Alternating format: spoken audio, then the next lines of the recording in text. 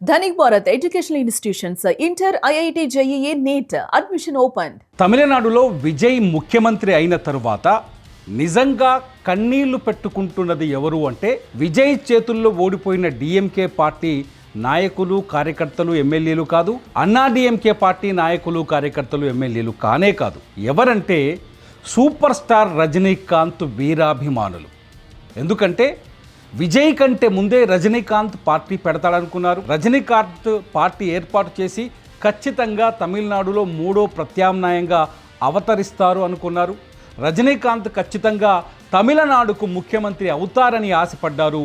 అనేక మంది రజనీకాంత్ ఫ్యాన్స్, అభిమాన సంఘాల నాయకులు ఎమ్మెల్యేలు మినిస్టర్లమవుతామని కూడా కలలు కన్నారు. కానీ ఈ కలలన్నింటినీ కల్లలు చేసి రజనీకాంత్ రాజకీయ పార్టీ పెట్టకపోవటం వల్ల వాళ్ళు తీవ్రమైన నిరాశ నిస్పృహలోకి వెళ్ళిపోయారు. మొన్న విజయ్ పార్టీని ఏర్పాటు చేసి 2 సంవత్సరాల 2 నెలల్లోనే పార్టీని అధికారంలోకి తీసుకురావడంతో రజనీకాంత్ ఫ్యాన్స్ నిజంగానే అంతర్గతంగా రగిలిపోతున్నారు, బాధతో ఆవేదన చెందుతున్నారనే చర్చ జరుగుతోంది. దీనికి కొన్ని ఆధారాలున్నాయి, కొన్ని సాక్ష్యాలు కూడా ఉన్నాయి. నిజానికి తమిళనాడులో సూపర్ స్టార్ రజనీకాంత్కి అధికారికంగా 50,000కు పైగా అభిమాన సంఘాలు ఉంటాయి. అనధికారికంగా 1,00,000కు పైగా ఉంటాయనే చర్చ ఒకటి ఉంది. నిజంగా ఇది ఆసక్తికరమే. కొంత ఒక రకంగా ఆలోచిస్తే ఓహో ఇంత ఉంటుందా, ఇది నిజమా అనిపిస్తుంది. కానీ రజనీకాంత్కి అభిమానులు లక్షల్లో లేరు, కోట్లల్లో ఉంటారు. తమిళనాడు వ్యాప్తంగా రజనీకాంత్ అభిమాని లేని గ్రామం ఉండదు, ప్రాంతం ఉండదు. రజనీకాంత్ అంటే అసలు ఊహించని విధంగా, అంటే ముసలి వాళ్ళ నుంచి యుక్త వయసులో ఇప్పటి జెన్జీ బ్యాచ్లో కూడా రజనీకాంత్కు అభిమానులు ఉంటారు. ఆయన సినిమాలు కావచ్చు, ఆయన నటన కావచ్చు, ఆ విధంగా అందరినీ ఆకట్టుకుంటుంది. ఆ తర్వాత ఫ్యాన్ బేస్ ఎవరికి ఎక్కువ ఉంటుంది హీరోల్లో అంటే ఖచ్చితంగా విజయ్కే అని చెప్పాలి. విజయ్ తర్వాత అజిత్ అనే లెక్క నడుస్తుంది. విజయ్కి ఊహించని విధంగా అంటే గడిచిన 10 ఏళ్ల నుంచి అభిమానుల సంఖ్య పెరిగిపోయింది, మాస్ ఇమేజ్ పెరిగిపోయింది. అంటే రజనీకాంత్ని ఎంతగా అభిమానిస్తారో దళపతిని కూడా అంతగానే అభిమానించే ఫ్యాన్ బేస్ ఏర్పడింది. విజయ్ తన ఫ్యాన్ బేస్ని రాజకీయ పార్టీ ఏర్పాటుకు వాడుకోగలిగారు, రజనీకాంత్ వాడుకోలేకపోయారు. విజయ్ ధైర్యం చేసి రాజకీయ పార్టీని ఏర్పాటు చేశాడు. 26 నెలలు అంటే 2 సంవత్సరాల 2 నెలల్లోనే పార్టీని విస్తరించి తమిళనాడులో మూడో ప్రత్యామ్నాయంగా నిలబడి ముఖ్యమంత్రి అయ్యాడు విజయం సాధించి. ఈ అవకాశం మొదట ఎవరికి వచ్చింది, తమిళ ప్రజలు ఎవరికి ఇచ్చారు అంటే ఖచ్చితంగా రజనీకాంత్కే ఇచ్చారు. నిజానికి విజయ్ కంటే ముందే, విజయ్కి ఏజ్ కంటే ముందే విజయ్ సూపర్ స్టార్ అయినా, విజయ్కి స్టార్డమ్ వచ్చినా, విజయ్కి మాస్ ఇమేజ్ వచ్చిన దానికంటే ముందే రజనీకాంత్కి వచ్చింది. ఏజ్లో విజయ్కి స్టార్డమ్ ఎప్పుడు వచ్చింది అంటే 2004 సంవత్సరం నుంచి మాస్ ఇమేజ్ పెరిగింది. గిల్లీ అనే ఒక సినిమా విజయ్ని మాస్ హీరోగా మార్చింది, ఆయనకు అభిమాన సంఘాలు ఏర్పడేలా చేసింది, తలపతిని గ్రామానికి చేర్చింది. ప్రతి ఊళ్ళో విజయ్కి ఒక అభిమాన సంఘం ఏర్పడింది. కానీ రజనీకాంత్కి 28 ఏళ్ల వయసులోనే ఈ స్టార్డమ్ వచ్చింది. 1978లో రజనీకాంత్ భైరవ అనే ఒక సినిమాలో నటించారు. ఆ భైరవ సినిమాలోనే రజనీకాంత్ పేరుని సూపర్ స్టార్ రజనీకాంత్గా వేశారు. ఆ తర్వాత నటించిన 1980లో ఆయన విడుదలైన బిల్లా సినిమాతో సూపర్ స్టార్ టైటిల్ పూర్తిగా సాలిడ్ అయిపోయింది, ప్రజల్లోకి వెళ్ళిపోయింది. ఆ రోజు నుంచి రజనీకాంత్ని తమిళనాడులో స్టార్ సూపర్ స్టార్ అంటూనే ఉన్నారు. అప్పటి నుంచే ఫ్యాన్ బేస్ పెరిగింది. 80 నుంచి 2017 వరకు రజనీకాంత్ అభిమానులు రజనీకాంత్ కోసం ఎదురు చూశారు. ఆయన పార్టీ పెడతారనుకున్నాడు, పార్టీ పెడితే ఖచ్చితంగా రాజకీయ శక్తిగా అవతరిస్తారనుకున్నారు. రజనీకాంత్ తమిళనాడుకు ముఖ్యమంత్రి అవుతారనుకున్నారు. ముఖ్యమంత్రి అయ్యే అవకాశాలు కూడా మెండుగా ఉన్నాయి.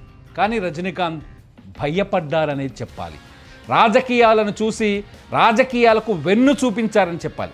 ఇక్కడ కమల్ హాసన్ కావచ్చు, విజయకాంత్ కావచ్చు, లేకపోతే ఇంకొకరు కావచ్చు, చాలామంది రాజకీయ నాయకులు, ఆర్టిస్టులు రాజకీయ పార్టీలు పెట్టారు. వాళ్ళందరి ముందు కూడా రజనీకాంత్ వెనుదిరిగారు, భయపడ్డారు అని మాత్రమే చెప్పొచ్చు.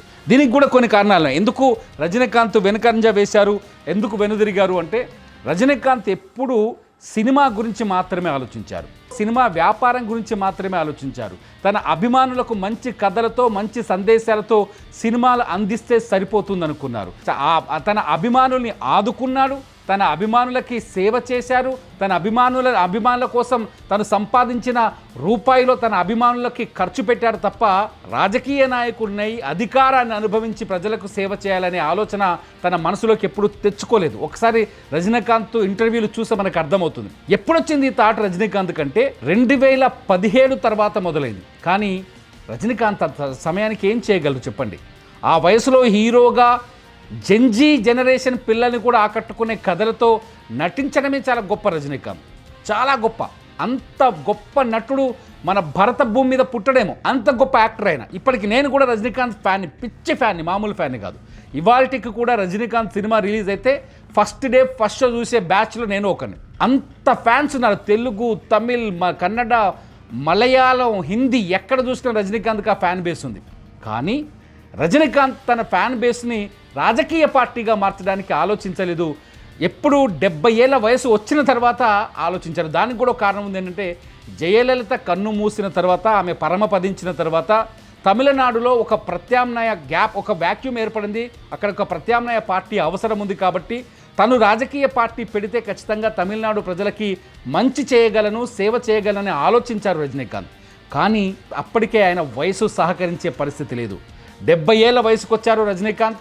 ఆ వయసులో రాజకీయ పార్టీ పెట్టి ప్రజల్లో తిరిగి దాన్ని విస్తృతంగా ప్రచారం చేసి ప్రజాబలాన్ని కూడగట్టుకొని ఆ ప్రజాబలాన్ని ఓటు బ్యాంకుగా మార్చుకొని ఆ ఓటు బ్యాంకు ద్వారా ఎక్కువ సీట్లు తెచ్చుకొని అప్పటికే ముదిరిపోయిన డిఎంకే, అన్నా డిఎంకే పార్టీలను ఎదురించి వాళ్ళని ఓడించి పార్టీ పెట్టి ఆ పార్టీని గెలిపించిన తర్వాత అధికారాన్ని సాధించి అప్పుడు ప్రజలకు సేవ చేయడం అనేది ఆ వయసులో సాధ్యమయ్యే పని కాదు. అందుకనే రజనీకాంత్ వెన్ను చూపడం కాదు, రజనీకాంత్ వద్దని విరమించుకున్నారు అని చెప్పాలి. చాలామంది మాట్లాడుతున్నారు రజనీకాంత్ ఓడిపోయారు ఇందులో అని. ఒక రకంగా ఓడిపోవచ్చు, కానీ ఆ ఓటమి వెనుక పెద్ద ఆలోచన ఉంది. కానీ విజయ్కి అవకాశం ముందుగానే దక్కింది, వయసులో ఉన్నప్పుడు దక్కింది. 40 ఏళ్ల వయసు నుంచే విజయ్, ఎప్పుడైతే గిల్లీ సినిమా వచ్చిందో 2004లో, ఆ సినిమా వచ్చిన తర్వాత ఏర్పడ్డ ఫ్యాన్ బేస్ విజయ్ ఆలోచనల్ని మార్చింది, విజయ్కి రాజకీయ ఆలోచనల్ని పుట్టించింది. 40 ఏళ్ల వయసు నుంచే తను రాజకీయాలకు రావాలనే ఆతృతతో, ఆలోచనతో ఉన్నాడు. 40 ఏళ్ల వయసులోనే, అంటే దాదాపు 10 ఏళ్ల ముందే, ఇప్పటికి 2026 అంటే 2015కు ముందే విజయ్ తన అభిమాన సంఘాలను విస్తరించడం మొదలుపెట్టాడు. దాదాపు 85కు పైగా రిజిస్టర్డ్ అభిమాన సంఘాలు ఉన్నాయి విజయ్కి. ఈ అభిమాన సంఘాల ద్వారా సేవ చేయడం మొదలుపెట్టాడు. పేదలకు సహాయం అందించాడు, రైతులకు సహాయం అందించాడు. రాత్రిపూట వ్యవసాయం చేయలేక నష్టాలు భరించి ప్రాణాలు కోల్పోయినా, లేకపోతే బలవంతంగా ప్రాణాలు తీసుకున్న రైతుల ఇళ్లకు రాత్రిపూట వెళ్ళి ఆర్థిక సహాయాన్ని అందించి గుట్టు చప్పుడు కాకుండా వచ్చాడు. ఇలా ఫ్యాన్ బేస్తో సహాయం చేస్తూ సామాజిక కార్యక్రమాలు చేస్తూ విజయ్ తన రాజకీయ ఆలోచనల్ని మరింత మెరుగుపరుచుకున్నాడు. ఆ రాజకీయ ఆలోచనల్ని ఎందుకు మెరుగుపరుచుకున్నాడంటే, ఖచ్చితంగా తమిళనాడులో ఒక రాజకీయ పార్టీని స్థాపించి అధికారాన్ని చేజిక్కించుకోవాలని ముందే ఊహించాడు. ఎందుకు రజనీకాంత్ ఊహించినా చేయలేకపోయారు, విజయ్ ఊహించి చేయగలిగారంటే, రజనీకాంత్కి వయస్సు సహకరించలేదు, విజయ్కి వయస్సు సహకరించింది. రజనీకాంత్ స్టార్డమ్ ఇప్పటికీ ఉన్నా కూడా స్టార్డమ్ని కొంత త్యాగం చేసే ప్రయత్నం చేసిన, తన సినిమాల కెరీర్ని వదులుకునే ప్రయత్నం చేసిన ఏజ్ అడ్డం పడింది.